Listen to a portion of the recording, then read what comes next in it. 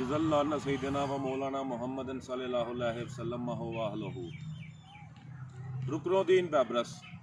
मैं आज गुफ्तगू करना चाहता हूँ इस दिलेर और बहादुर शख्सियत के बारे में, सुल्तान रुकनुद्दीन बैबरस। रुकनुद्दीन बैबरस बेसिकली ये ग़ुलाम थे। इनके वालिदैन और वालिद एक बादशाह था जिसके पास कोई नौकरी करते थे, अच्छी खासी नौकरी थी। किसी वजह के साथ किसी ने शरारत की, उन पर इल्ज़ाम लगा के उनको निकाल दिया गया और उनके हालात जो है ना काफ़ी नाजुक हो गए और फिर उनकी वफ़ात हो गई। रुकनुद्दीन बैबरस जो है ना वो तकरीबन 12-13 साल की उम्र में जो है ना वो उस दौर में ग़ुलाम बिकते थे।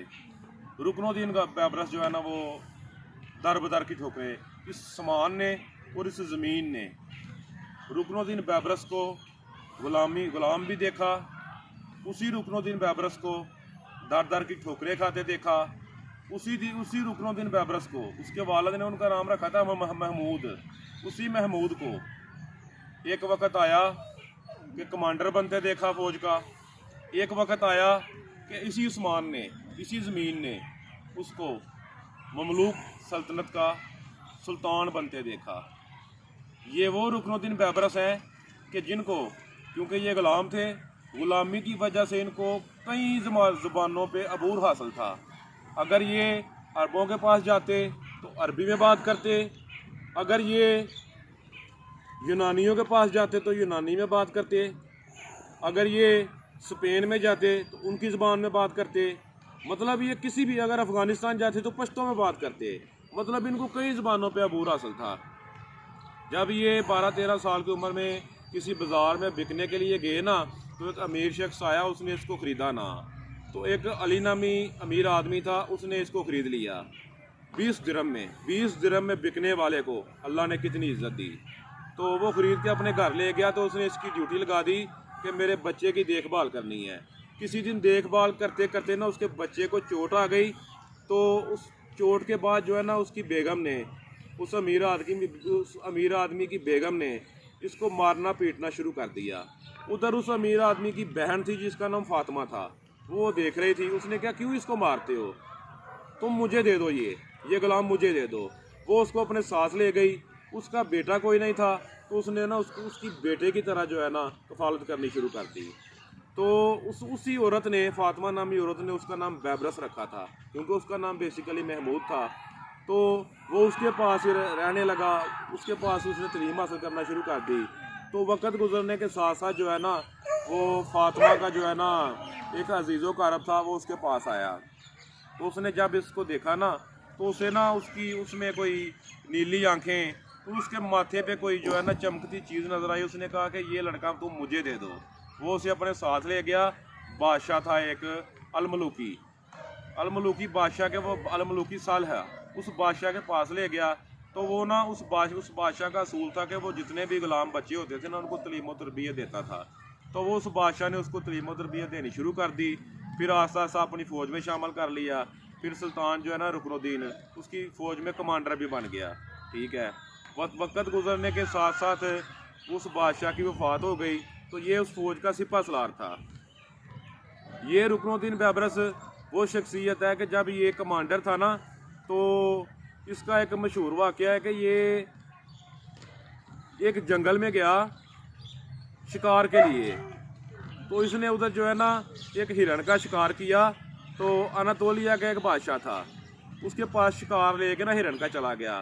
तो उसको जाकर कहता है कि मैं फ़लाँ जगह से आया हूँ, तो मिस्र के सुल्तान का ना मैं एलची हूँ या कासा दूँ, तो ये मैं आपके लिए शिकार लेके आया हूँ। तो इसने उसको शिकार पेश किया। शिकार के पेश करने के बाद वापस आ गया। जब वापस आया ना तो उसे बाद में पता चला कि ये रुकनुद्दीन बैबरस था और ये मिस्र सल्तनत का जो है ना सुल्तान है या कमांडर है। तो वो बड़ा परेशान हुआ कि यार एक सुल्तान या कमांडर जो है कितना जुर्रत और बहादुरमंद है कि वो कासद बन के तो इधर आ गया है। ठीक है, ये रुकनुद्दीन बैबरस गालबन 1250 में, 1223 में ये पैदा हुए थे। 1250 में ममलूक सल्तनत जो है ना मिस्र में, ममलूक सल्तनत का आगाज़ हो गया। ममलूक सल्तनत जो है ना इसका बेसिकली मतलब है ग़ुलामान सल्तनत। मुगलामों की सल्तनत, वहाँ से आगाज़ हुआ था। तो 1250 में इसका आगाज़ हुआ। तो वो मंगोल जिनके डर से, जिनकी दहशत से पूरी दुनिया थर थर कांपती थी उनके दौर में, मंगोलों के, ठीक है, सारी दुनिया उनकी दहशत, करोड़ों लोगों को उन्होंने मारा, सबसे ज़्यादा मुसलमानों को। वो मंगोल अगर किसी की दहशत से डरते थे तो वो रुकनुद्दीन बैबरस था। उससे बरक्स सारी दुनिया उनसे डरती थी, लेकिन वो रुकनुद्दीन बैबरस से डरते थे। रुकनुद्दीन बैबरस जब सुल्तान बने ना, तो ये चले गए उनके मंगोलिया जब गए तो इन्होंने उधर बाज़ार में घूमना शुरू कर दिया, क्योंकि इनकी आदत थी कि ये मिस्र में जाते थे तो 3-4 दिन बाद ये शाम में नज़र आते थे, उधर से निकलते थे 3-4 दिन बाद अफगानिस्तान में नज़र आते थे। इनकी सल्तनत मिस्र से शुरू हुई थी, शाम, इराक, ईरान, खुरासान के इलाकों में फैली। ये एक दफ़ा चले गए तो इन्होंने ना सारा मंगोलिया में इन्होंने मुख्तलिफ जगह का दौरा किया, और फिर एक नानबाई की शॉप पे ना इन्होंने खाना खाया। खाना खाने के बाद ये अपनी शाही अंगूठी उधर छोड़ आए। जब वापस आए ना तो इन्होंने हलाकू खां को ख़त लिखा, और उस ख़त में कहा कि मैं तुम्हारे इलाके में आया था और मैंने अपनी एक अंगूठी, शाही अंगूठी जो है ना, वो फलां नानबाई की दुकान में छोड़ी है, तो वो अंगूठी मुझे बड़ी अजीज़ है, तो बराए मेहरबानी अंगूठी मुझे वापस भेज दी जाए। तो वो अंगूठी उसने हलाकू खां ने वापस भेज दी, और हलाकू खां बड़ा परेशान हुआ कि यार ये कितना जुर्रत और दलेर आदमी है कि ये सुल्तान हो गए और ख़ुद मेरे इलाके में आ गया है। तो सुल्तान के ज़रा मेरी तबीयत नहीं ठीक, तो मैं सॉरी मादर करता हूँ, इस वजह से जो है ना मुझे खांसी हो रही है। तो वो बड़ा परेशान हुआ, और उसके इस कारनामे की वजह से मंगोलों के अंदर एक दहशत पैदा हो गई कि मंगोलों का ये मतलब मुसलमानों को वो सुल्तान तो जो खुद आ गया है इधर, तो हलाकू खां ने उसकी अंगूठी वापस कर दी। तो हलाकू खां ने तकरीबन जो है ना 1258 में उसने मिस्र पे जो है ना हमला किया। तो सुल्तान रुकनुद्दीन बैबरस के पास सिर्फ 20,000 की फौज थी, और उसके पास 3 लाख की फौज थी। और कहा जाता है कि अगर हलाकू खां मिस्र को फतह कर लेता ना तो वो मक्के मदीने तक पहुंच जाता, और मुसलमानों को बहुत ज़्यादा इसका नुकसान होता। लेकिन अल्लाह ने मुसलमानों की सुनी, और रुकनुद्दीन बैबरस ने उनको अंदर आने दिया।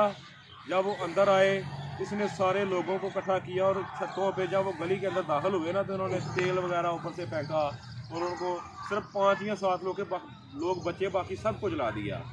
तो पीछे से हलाकू खां को मैसेज मिला, ख़त मिला कि पीछे सुल्तान जो है हलाकू खां के जो आबा अजदाद थे, उधर जो बादशाह था वो फौत हो गया है, तो अभी नए सुल्तान का जो है ना बादशाह का ऐलान होने वाला है। तो हलाकू खां को वापस जाना पड़ा। वो 40,000 की फ़ौज छोड़ के गया।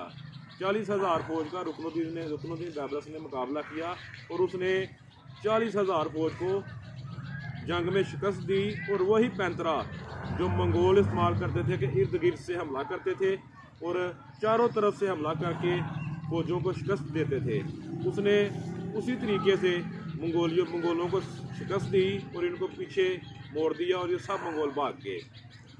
और इस वजह से इसने मंगोलों को नाक में दम करके रखा। और मंगोलों के लिए पूरी दुनिया में अगर कोई बादशाह दहशत का नाम बना है ना, जिससे मंगोल दहशत खाते थे, पूरी दुनिया मंगोलों से दहशत करती थी, और मंगोल अगर किसी से दहशत खाते थे ना तो वो सिर्फ और सिर्फ रुकनुद्दीन बैबरस है। रुकनुद्दीन बैबरस रुकनुद्दीन बैबरस ने 1277 को वफात पाई। और रुकनुद्दीन बैबरस का तारीख में एक बहुत ही सुनहरे हरूफ में नाम लिखा जाता है। रुकनुद्दीन बैबरस सलाहुद्दीन अय्यूबी को अपना रोल मॉडल मानता था, और वो चाहता था कि जहाँ सलाहुद्दीन अय्यूबी दफन है मैं भी उसी शहर में दफन हूँ। और दिमिश्क में रुकनुद्दीन बैबरस को दफन किया गया। रुकनुद्दीन बैबरस जो है वो एक नहायत ही बहादुर, शमशीर जनी में माहर, घोड़सवारी में माहर, और मतलब वो हर चीज़ में जो है ना बाज की तरह तेज़ थे। तो उनके कारनामे जो है ना वो तरीक़े सलाम में और मुसलमानों की तारीख़ में हमेशा सुनहरे हरूफ में लिखे जाएंगे।